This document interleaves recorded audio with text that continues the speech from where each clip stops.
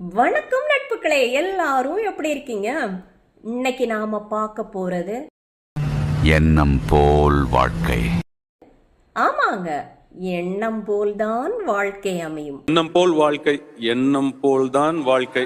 நல்லது நினைச்சா நல்லதே நடக்கும்னு சொல்லுவாங்க. அடுத்தவங்களுக்கு நல்லது நினைச்சா நமக்கு இன்னும் ரொம்ப நல்லது நடக்கும்.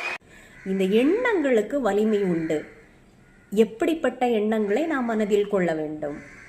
என்னால் ஒன்றும் முடியாது, நான் ஒன்றுக்கும் உதவாதவன் என்று எதிர்மறை எண்ணங்களோடு சுற்றி கொண்டிருப்பவர்களிடம் நாம் பழகினால் நமக்கும் அந்த எண்ணங்கள் உருவாகும். அதை நம்ம கரெக்டாக நினச்சி பண்ணுறோமோ, அது நேர்மையாக பண்ணோமோ, அதை நீங்கள் எதிர்பார்த்தது உங்கள்கிட்ட வந்து சேர்ந்துடும்.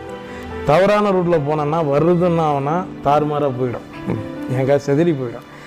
உன் எண்ணம் போல் வாழ்க்கை தாண்டா, பெத்த தாயாக இருந்தாலுமே உன் எண்ணம் போல் தாண்டா வாழ்க்கைன்னு ஒரு வரி இருக்குது. நம்ம எண்ணம் தாங்க நம்ம ஜெயிக்க வைக்கும். மனிதனின் எண்ணங்கள் தான் நம்பிக்கையாக வேர்விடும் பொழுது அபாரமான சக்தி கிடைக்கின்றது.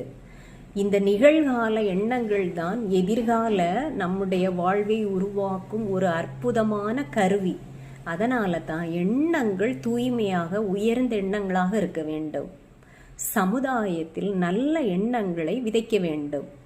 எண்ணம் போல்தான் வாழ்க்கை. உயர்ந்த எண்ணங்களை மனதில் கொண்டு அப்படி ஒரு அழகான வாழ்க்கையை வாழத்தான் ஆரம்பிப்போமே. வாழ்க்கை வாழ்வதற்கே.